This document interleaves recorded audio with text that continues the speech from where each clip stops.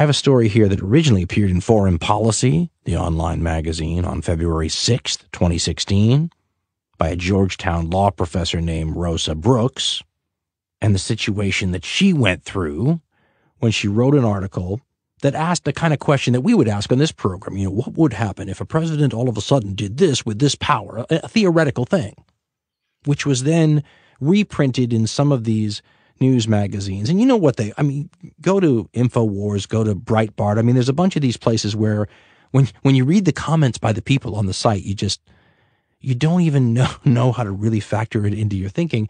But when they reprinted the piece, they changed the headline, which everybody does. Everybody writes their own headlines, and turned it into, she says, a piece where instead of a theoretical discussion, they asserted that she was calling for, say, a military coup on the president and whatnot. And then she says, well, I'll let her say it for herself, but she basically says that the flying monkeys were unleashed. She writes, quote, "A few days passed quietly after the column's publication. Then on Thursday morning, Breitbart, the news site previously run by Steve Bannon, now Donald Trump's top political advisor, ran a story about my column headlined, quote, 'Ex-Obama official suggests military coup against Trump,' end quote. Within a few hours," she writes, "the alt-right internet was on fire. The trickle of critical email messages turned into a gush, then a geyser, and the polite emails of the first few days were quickly displaced by obscenity-laced screeds, many in all capital letters. My Twitter feed filled up with trolls. Soon, extremists and conspiracy-oriented outlets from InfoWars to openly white supremacist websites had moved from claiming that I had suggested a coup to asserting that I was demanding, planning, and threatening the violent overthrow of the U.S. government. By mid-afternoon," she writes, "I was getting death threats. 'I am going to cut your head off, bitch,' in full capital letters, screamed one email. Other correspondents threatened to hang me, shoot me, deport me, imprison me, or get me fired. This last one seemed a bit anticlimactic," she writes, end quote. She then continues, quote, "The Georgetown University's president's office received a voicemail from someone threatening to shoot me. New America, the think tank where I am a fellow, got a similar influx of nasty calls and messages, and they are so nasty I will not read them to you. But there's nothing political in it at all. My correspondents were united on the matter of my crime," she says, "treason, sedition, inciting insurrection, etc." She says the only issue that appeared to confound and divide them was the vexing question of just what kind of undesirable I was. Several decided, based presumably on my first name, that I was a Latina, and proposed that I be forcibly sent to the other side of the soon-to-be-built Trump border wall. Others, presumably conflated African-American civil rights heroine Rosa Parks, asserted that I would never have gotten hired if it weren't for race-based affirmative action. The anti-Semitic rants followed in, too. A website called The Daily Stormer noted darkly that I am, quote, "the daughter of the infamous communist Barbara Ehrenreich and the Jew John Ehrenreich," end quote, and I got an anonymous phone call from someone who informed me in a chillingly pleasant tone that he supported a military coup, quote, "to kill all the Jews," end quote. She then goes on to point out that this experience is not unusual, that this is what's happening when people write things that other people don't want to hear. This is not okay. And I want to point out once again, and I get accused often, especially by folks on the liberal side of things, for what they call false equivalency, which means when I say something bad about Trump, I then say something bad about the other side. The problem is if you believe as I do, although, as I said, reevaluating because I maybe am wrong about everything, but if you believe as I do, we're all in on this. This is political hypocrisy that gets us here. And so to ignore your own hypocrisy because you don't think it's as bad as the other side, and you may be right, empowers the other side to ignore theirs because everyone does it, right?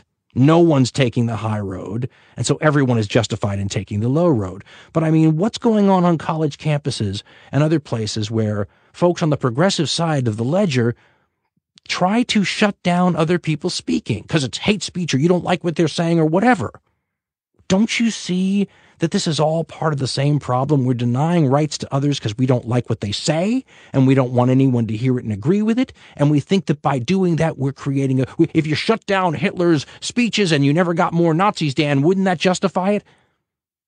Don't you see, one, that that's totally un-American, and two, empowers other people to do the same to you?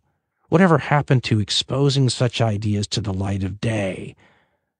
Counter arguments. Get up there and debate. This is a free and open society, theoretically, where the very First Amendment to the Constitution protects political speech. And I hear people say all the time, yes, you can go do it in a public square, Dad, but UC Berkeley doesn't have to pay for the police protection when some group on campus invites, some radical speaker. Okay, so you're making excuses for why it's okay for you to shut them down. Again, you will give that same sort of rationale credence on the other side by doing that. Liberty and freedom is a golden rule thing, folks, and you don't get it if you don't give it. And saying, yes, but we're not as bad as the other side, ain't going to fly with the other side, which gets me to the real problem here, ladies and gentlemen. How you solve this problem. And once again, I am at a loss, because the problem isn't Donald Trump. He could go rogue on, 9/12 after the next big terror attack easily. I could see that easily. At the same time, the Democrats could win back the House of Representatives in the midterm elections in 2 years, and they could open up articles of impeachment, and we could go down a very different road. But until we can stop eating each other, and I don't know how to do that, ripping out everybody else's throats, unleashing the flying monkeys from either side, and don't think the left doesn't have their version of flying monkeys too, and you see it. I was watching Bill Maher the other night, and one guy was trying to say something, halfway nice about Trump, which you can agree or disagree with, but then the other guy flips him off and says, screw you. I mean, folks, that's not helping either. Have the convictions to back up your cause with reasoned argument. And if you can't, no matter how noble your cause is, maybe you should leave it to somebody who can make a better, debate out of it than you, if all you offer is a middle finger. And that's what all these people attacking this Georgetown professor are arguing. They're not arguing the politics of it. They're beating her down like a group of, cyber brown shirts. There's nothing American about that. You want to send an angry letter that disagrees on the politics, there's something very American about that, but there's a world of difference between the two. Doesn't that chill her free speech? Well, Dan, you don't have a right to not have consequences for your speech. So the consequences are that she should have her head cut off? That she should get, 1,000 or 2 letters like that? I'm sorry. That's not free speech. That's Tolkien's description of the orcs. He described orcs as people who would go to a public execution and jeer and laugh and make fun. He said the mob is the way maybe the founding fathers would have described them. Political argument, reasoned debate, all that stuff. Yes, that's American. What we're seeing now is un-American, and there's too many people reveling in it and justifying it. On both sides, there's your false equivalency, folks. There you go. You want some? There it is. But I see us as the problem. And so there is no false. It's not one side is bad and the other side is good. We got here in a bipartisan fashion, both sides ignoring the plank in their own eye to point out the splinter in the other guy's eye, and clapped when your guy, used the executive powers of the presidency in ways that pushed a little bit farther, where the limits were, placed another straw on the camel's back, and yet protested and decried when the other guy did. So now we have a guy in there now not afraid to use all those powers, with authoritarian tendencies that inexplicably a large part of America is not only comfortable with, but I saw one guy the other day on TV showing a daddy shirt, saying, we have a daddy in office now. Who wants a daddy? He's not your leader. He's your servant. It's a little disgusting.